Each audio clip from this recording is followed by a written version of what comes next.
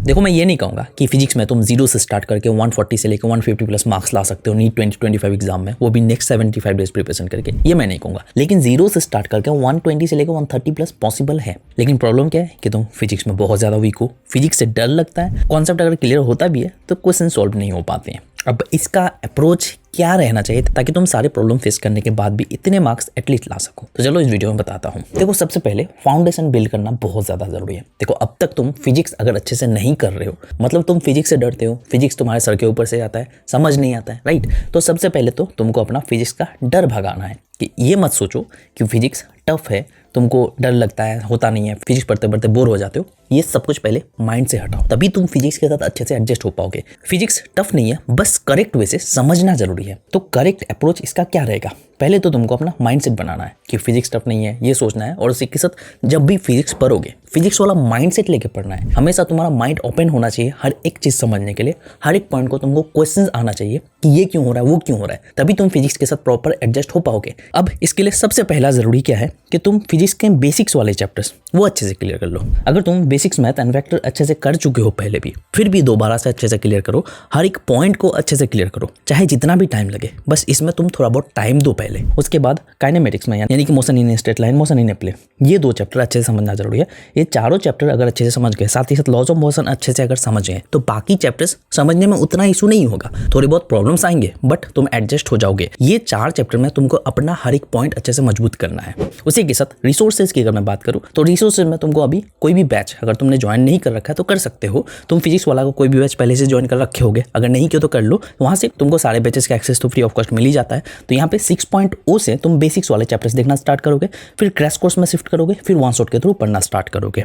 अब यहाँ पे तुमको नोट्स भी जरूरी है, लेकिन नोट्स कहाँ से मिलेगा? सिंपली फिजिक्स वाला का क्रैश कोर्स जो फर्स्ट वाला है उसमें से तुमको नोट्स मिल जाएगा, उनमें से तुम नोट्स डाउनलोड कर लो, उन सब नोट्स को तुम अच्छे से लेक्चर के बाद देख के क्लियर कर सकते हो। आगे बताता हूँ कैसे स्टडी करना है। उसी के साथ क्वेश्चन प्रैक्टिस एंड पीवाईक्यूज के लिए तुमको यहीं से हेल्प मिल जाएगा। फिजिक्स वाला कोई भी बैच अगर ज्वाइन कर रखे हो इन्फिनिटी प्लान में, तो वहीं से तुमको अपने अकॉर्डिंग क्वेश्चन डिजाइन करने का ऑप्शन मिल जाएगा, जो कि सहायक में मिल जाएगा। तो वहाँ से तुम अपने अकॉर्डिंग क्वेश्चन डिजाइन कर सकते हो, पहले बेसिक्स के, फिर धीरे धीरे इंप्रूव करके एडवांस में जा सकते हो। तो इसी तरह से तुमको करना है, वहाँ से क्वेश्चन प्रैक्टिस का हेल्प मिल जाएगा, पीवाईक्यूज करने का भी वहाँ से क्वेश्चन प्रैक्टिस करने का ऑप्शन मिल जाएगा, तो वो भी कर सकते हो। तो यहाँ से ये चीज का सॉल्यूशन हो रहा है। उसी के साथ रिवीजन रेगुलर बेसिस पे करना होगा, जिसके लिए तुमको शॉर्ट नोट्स की जरूरत पड़ेगी। रेगुलर तुम सोने से पहले रिवाइज करोगे और अर्ली मॉर्निंग 1 घंटा रिवाइज करोगे, जो कि तुम पहले पढ़ चुके हो उसको रिवाइज करोगे। कैसे करोगे आगे बताता हूँ, शॉर्ट नोट्स कैसे मिल सकता है आगे बताता हूँ। उसी के साथ तुमको टेस्ट देना जरूरी है, जो कि तुमको चैप्टर वाइज देना है, यानी कि तुमने पिछले 6 दिन में जो भी पढ़े उससे रिलेटेड वीकली बेसिस पे तुमको टेस्ट देते जाना है। अब अगर तुम बेटर टेस्ट सीरीज ढूंढ रहे हो, चैप्टर वाइज टेस्ट चाहते हो, शॉर्ट नोट्स मिल जाए वो भी चाहते हो, तो इस चीज में आपको हेल्प कर सकता है टेक्स्ट बुक पास प्रो। इसमें आपको अराउंड 141 मॉक टेस्ट मिल जाएगा, 90 प्लस चैप्टर वाइज टेस्ट मिलने वाला है, 9 प्लस पीवाईपीज मिलने वाला है, 10 प्लस जो फुल लेंथ टेस्ट मिलने वाला है,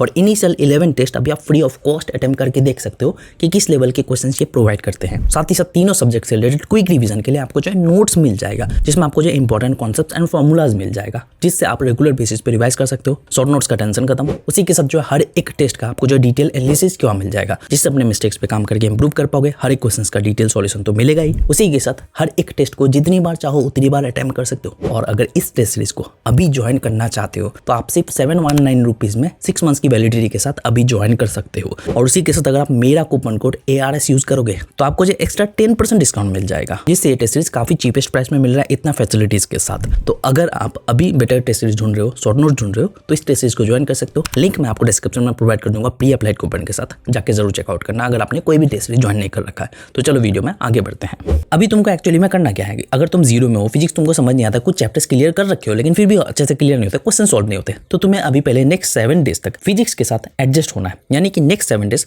ज्यादा से ज्यादा टाइम तुम फिजिक्स में दो। यहाँ पे प्रॉब्लम क्या होगा, तुमको समझ नहीं आएगा, सर के ऊपर से जाएगा, क्वेश्चन सॉल्व नहीं होगा, बट तुम बार बार गिरोगे, बार बार उठना होगा। जैसे एक बच्चा चलना सीखता है तब बार बार गिरता है, फिर उठता है, फिर गिरता है, फिर उठता है, फिर चलना सीखता है, फिर दौड़ना सीखता है। वैसे ही तुम समझ लो कि तुम फिजिक्स में हो, मतलब 0 में हो, तुमको धीरे धीरे एडजस्ट होना है, स्टेप बाय स्टेप प्रोसेस से इंप्रूव करना है। और उसी के साथ ये भी ध्यान रखना है कि क्वेश्चंस अगर सॉल्व नहीं होते कोई दिक्कत नहीं, क्वेश्चन सॉल्व करने नहीं बैठना है, क्वेश्चन का सॉल्यूशन देखो, समझो, फिर आगे बढ़ो। यहाँ पे क्वेश्चन सॉल्व नहीं होता है तो उससे तुमको हारना नहीं है, धीरे धीरे खुद को बेटर करने की कोशिश करना है। अब इसी के साथ टारगेट की अगर मैं बात करूँ, टारगेट क्या है कि तुमको 120 से लेकर 130 प्लस मार्क्स लाना है। 140 प्लस तो अभी पॉसिबल नहीं है, तो यहाँ पे तुमको सही अप्रोच की जरूरत है। तुमको ज्यादा चैप्टर्स नहीं करना है, 20 चैप्टर्स अगर परफेक्टली कर लोगे हो जाएगा, जो कि तुमको वेटेज वाइज ही करना है। इजी टाइप के चैप्टर्स कौन से आगे एक वीडियो में बता दूंगा, ठीक है। उसी के साथ टाइम कितना है, 75 डेज के अराउंड है, उससे भी कम टाइम है। प्रॉपर मैनेज करना जरूरी है और रेगुलर बेसिस पे तुमको 4 से 5 घंटा तो एटलीस्ट देना होगा, ठीक है, जिसमें से तुम 2-2.5 घंटा लेक्चर में दोगे। कॉन्सेप्ट वगैरह क्वेश्चन प्रैक्टिस वगैरह करने में 1 से 2 घंटा देना पड़ सकता है। अब अगर मैं अप्रोच की बात करूँ, देखो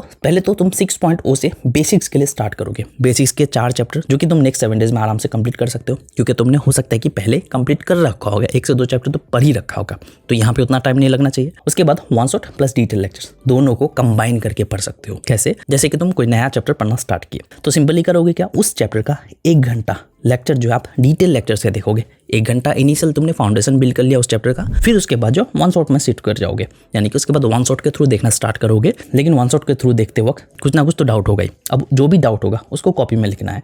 लिखने के बाद जो भी डाउट है उसको क्लियर करने के लिए सिंपली ChatGPT या फिर DeepSeek का हेल्प ले सकते हो, जिसमें जो भी डाउट है उस पॉइंट को बोलोगे कि इसको मुझे प्रॉपर तरीके से एक्सप्लेन करके दो, अपने लैंग्वेज में तुमको एक्सप्लेन कर देगा, साथ ही साथ कुछ एग्जाम्पल्स भी दे देगा, जिससे तुम्हारा डाउट वहीं से क्लियर हो जाएगा। अब अगर मैं फाइनली स्टडी की बात करूँ, स्टडी करने के लिए सिंपली जब भी लेक्चर देखोगे नोट्स साथ में रख लेना, क्योंकि तुमको नोट्स वहां से मिल जाएगा, तो उन सब नोट्स को सामने रख लेना और उन सब नोट्स को पढ़ते जाना जब भी लेक्चर में जो भी पॉइंट समझो। यहाँ से कॉन्सेप्ट क्लियर हो जाएगा। फिर उसके बाद जो तुम और भी बेटर वे से क्लियर करने के लिए नोट्स और भी दोबारा से पढ़ लोगे, कॉन्सेप्ट यहाँ से प्रॉपर क्लियर हो जाएगा। फिर क्वेश्चंस के लिए तुम सॉल्व एग्जांपल्स देख लो, समझ में आ जाएगा किस टाइप के क्वेश्चंस यहाँ से सॉल्व हो सकते हैं।